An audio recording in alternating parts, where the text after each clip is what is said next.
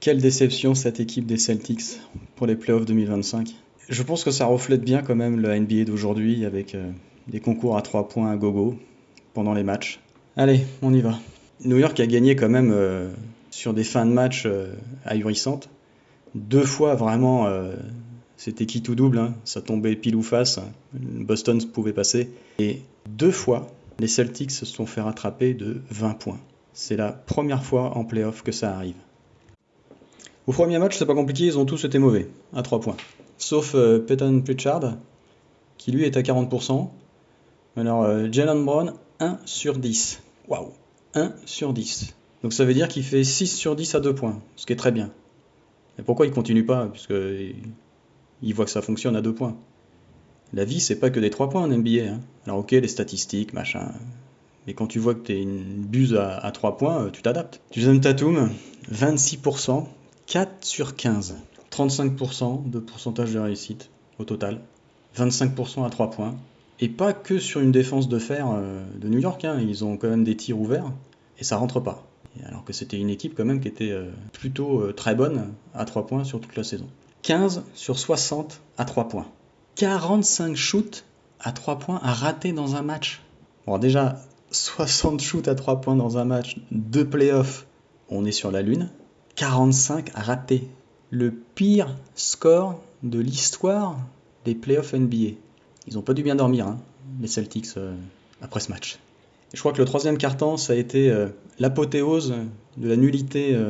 Et vraiment, ils peuvent avoir honte. Hein. 19 tirs sur 20 à 3 points au troisième quart-temps. 19 sur 20. Ils n'ont fait que shooter à 3 points. Alors ils en ont mis 7. Bon, 7 sur 19, c'est pas la gloire. Hein. À 2 points, 100% de réussite.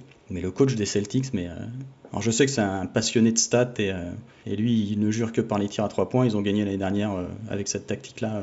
Alors au match 2, ils se sont un peu adaptés. Ils ont fait 10 sur 40 à 3 points, bravo, 25% de réussite. Beau bilan les gars.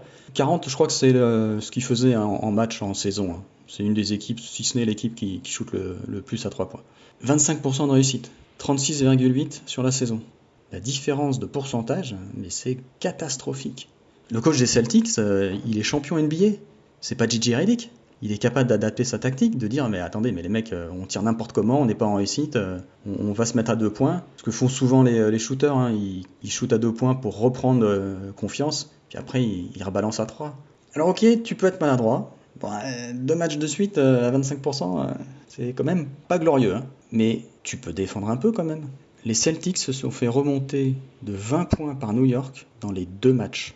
C'est la première fois en playoff qu'on voit ça. New York a gagné les 2 matchs un peu sur des hold-up, mais bravo à eux. Vous imaginez que Boston menait 72-52 à 6 minutes de la fin dans le troisième quart. Et au final, ils perdent 108-105. Au match 2, rebelote, ils mènent 70-50 à 4 minutes 5 secondes de la fin du troisième quart. Et ils mènent encore 84-68 à 8 minutes 40 de la fin du quatrième quart-temps.